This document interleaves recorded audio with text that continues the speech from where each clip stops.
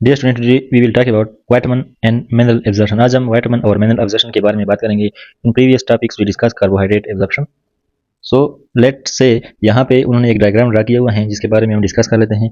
जब हम vitamin B का जो है लेते हैं तो इसके साथ हमारे पास सिल्यूरी सिस्टम के अंदर आर प्रोटीन होते हैं, सिल्यूरी आर प्रोटीन जिसको हम बोलते हैं। और यहाँ पर हमारे पास P that is called as animal protein, ये हमारे पास मौजूद होते हैं।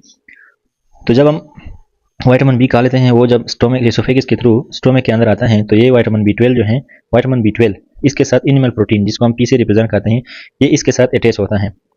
यहाँ पर इंट्रिंसिक फैक्टर क्या करते हैं, रिलीज हो जाते हैं from the parietal cell. Parietal cell जो है इंट्रिंसिक फैक्टर को रिलीज करते हैं, सीक्रेट करते हैं। अब ये आर प्रोटीन जो है ये भी जो है स्टोमक में आ जाते हैं। यहाँ पर हमारे पास intrinsic protein intrinsic factor P जो एनिमल प्रोटीन है और विटामिन बी 12 ये मौजूद है। तो in the stomach what is actually जो विटामिन बी 12 है ये एनिमल प्रोटीन के साथ अटैच होते हैं, यानी एनिमल प्रोटीन जो है विटामिन बी 12 के साथ अटैच होते हैं। लेकिन जब ये यहाँ पे आगे आ जाता है नियर दी पाइलोरस, तो जो आर प्रोटीन है ये जो है विटामिन बी 12 के साथ अटैच हो जाते हैं और पी प्रोटीन जो है इसे अलग हो जाते हैं। तो पी प्रोटीन जो है स्टोमक के अंदर विटामिन बी 12 से अलग हो जाते हैं और इसके साथ फिर आर प्रोटीन जो है ये अटैच हो जाता है। तो यहाँ पर क्या होता है, विटामिन बी 12 जो है आर प्रोटीन के साथ ड्यूडेनम के अंदर ट्रेवल करता है। अब इंट्रिंसिक फैक्टर क्या करता है, इंट्रिंसिक फैक्टर पेराइटल सेल से रिलीज होता, ये फिलहाल जो है ये यहाँ पे ड्यूडेनम की तरफ जो है वैसे के वैसे अकेले ट्रेवल कर रहा है। लेकिन यहाँ पे क्या होता है, हम यहाँ पे इंट्रिंसिक फैक्टर अकेले जा रहे हैं, विटामिन बी 12 तो आर प्रोटीन के साथ है। लेकिन यहाँ पे क्या होता है, इंट्रिंसिक फैक्टर जो है विटामिन बी 12 के साथ अटैच हो जाता है और ये आर प्रोटीन को रिमूव करता है। सो यहाँ पे विटामिन बी 12 जो है किसके साथ रह जाता है, इंट्रिंसिक फैक्टर के साथ, और आर प्रोटीन इधर से अलग हो जाता है। So here we have vitamin B 12 with protein with intrinsic factor और आर प्रोटीन इससे जुदा हो जाता है। इससे आगे ड्यूडेनम एंड हीलियम में इंट्रिंसिक फैक्टर जो है विटामिन बी 12 ये दोनों आपस में ट्रेवल करते हैं। और हीलियम की तरफ अगर हम आ जाए तो हीलियम में खासकर टर्मिनल हीलियम ये क्या है, कोलोन है यानी लार्ज इंटेस्टाइन है। ये क्या है, इलियोसिकल जंक्शन है, ठीक है, ये अपेंडिक्स है। और ये क्या है, टर्मिनल पोर्शन है हीलियम का, दिस इज द टर्मिनल यानी आखिरी पोर्शन है हीलियम का। इसमें क्या होता है, विटामिन बी 12 की एब्जॉर्प्शन होती है एंड इंट्रिंसिक फैक्टर जो है जो इसके साथ अटैच था, इसका जो मेन रोल था वो यही था कि एब्जॉर्प्शन ऑफ विटामिन बी 12 में ये रोल अदा करता है। यानी इंट्रिंसिक फैक्टर जो है टर्मिनल हीलियम में विटामिन बी 12 के एब्जॉर्प्शन में रोल अदा करता है। So this is the terminal ileum in which vitamin B 12 is absorb and this is mainly helped by या इसकी मदद जो है इंट्रिंसिक फैक्टर करता है यानी एब्जॉर्प्शन में।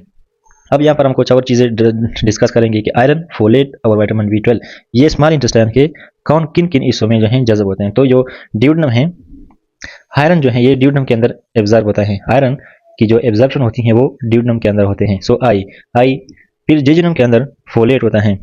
फोलेट की जो एब्जॉर्प्शन होती है वो जेजुनम के अंदर होती है और बी 12 की जो एब्जॉर्प्शन होती है वो हीलियम के अंदर होती है। सो इधर से एक निमोनिक है कि आयरन फर्स्ट ब्रो, आई फर्स्ट ब्रो या आयरन फर्स्ट ब्रो, जिसको हम डिस्कस करेंगे। तो यहाँ पे कुछ चीज़ें उन्होंने लिखे हैं, इसको डिस्कस कर लेते हैं।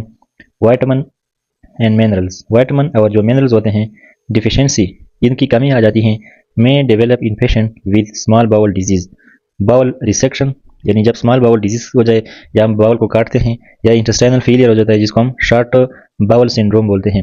तो जब इंटेस्टाइन के मसले होते हैं तो हमने जो आयरन, फोलेट और बी 12 को डिस्कस किया कि ये स्मॉल इंटेस्टाइन के अंदर एब्जॉर्ब होती है, तो ये एब्जॉर्प्शन नहीं होगी और इस वजह से मिनरल एंड विटामिन की डिफिशियंसीज हो जाती हैं। या पीरियाट्रिक सर्जरी जैसे कि vitamin B 12 deficiency complicating terminal ileum resection requiring supplementation. तो यहाँ पर ये चीज़ याद रखें कि जो आयरन है ये इंपॉर्टेंट है also with respect to exam. So इसको जो है यहाँ पे 5 स्टार देते हैं कि ये जो है इंपॉर्टेंट है with respect to इंसिक्यूज।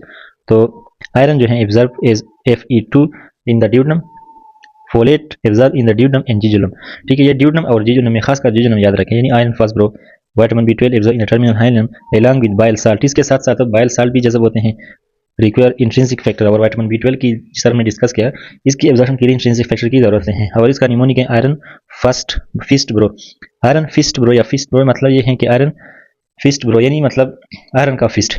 So I iron fist and bro mean vitamin B 12, fist mean folate.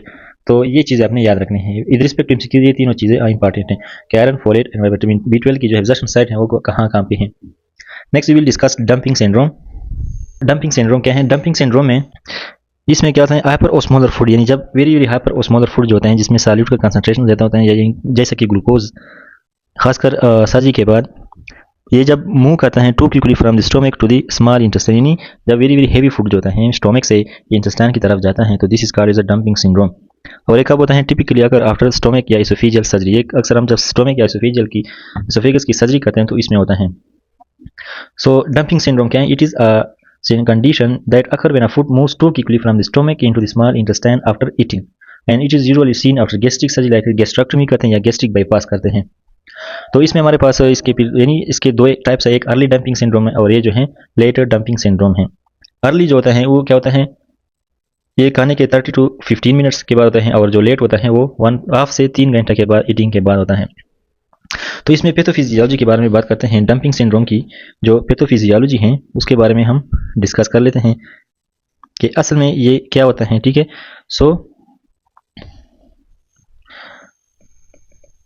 Pathophysiology,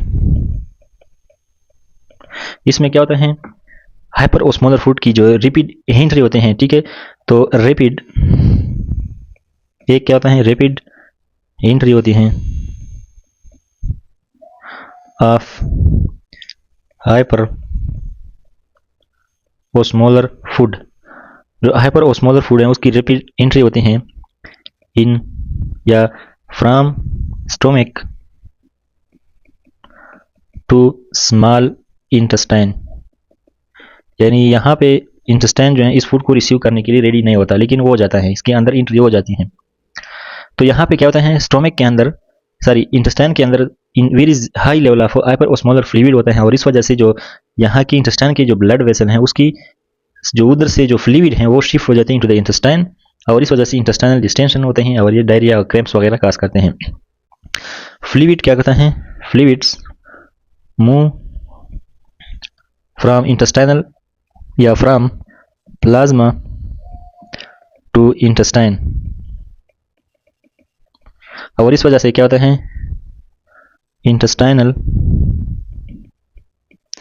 distension होती है, इंटेस्टाइन जो होता है वो डिस्टेंट हो जाता है, और इस वजह से फिर क्रैम्प्स होते हैं, डायरिया के सिम्टम्स जो हैं वो आ जाते हैं। ठीक है, और यहाँ पे चूँकि फ्लूइड जो होता है वो ब्लड वेसल से जाता है तो हाइपोटेंशन भी हो जाता है। सो एक्चुअली इसका मतलब क्या है, असल में क्या होता है, फर्स्ट करें ये क्या है, स्टोमक है, ये ड्यूडनम है। तो डंपिंग सिंड्रोम में जो हाइपर ओस्मोलर फूड है वो जो है ड्यूडनम के अंदर आ जाता है यहाँ पे। अब यहाँ पे जो है ब्लड वेसल भी हैं रिलेटेड, जो है यहाँ पे ब्लड वेसल है क्लोजर इंटेस्टाइनल ब्लड वेसल। तो यहाँ पर अगर हाइपर ओस्मोलर स्टेट है तो फ्लूइड जो होता है वो ब्लड वेसल से इंटेस्टाइन के अंदर जाते हैं, because high level of osmotic pressure attract करते हैं। ठीक है, यहाँ पर क्या होता है, सॉल्यूट ज़्यादा होते हैं तो वाटर को अट्रैक्ट करते हैं। ठीक है, तो इस वजह से क्या होता है, इंटेस्टाइन जो होते हैं डिस्टेंड हो जाते हैं और इसमें डायरिया वगैरह के साइन जो हैं होते हैं। तो this is the early damping, ये अर्ली डैम्पिंग में होता है।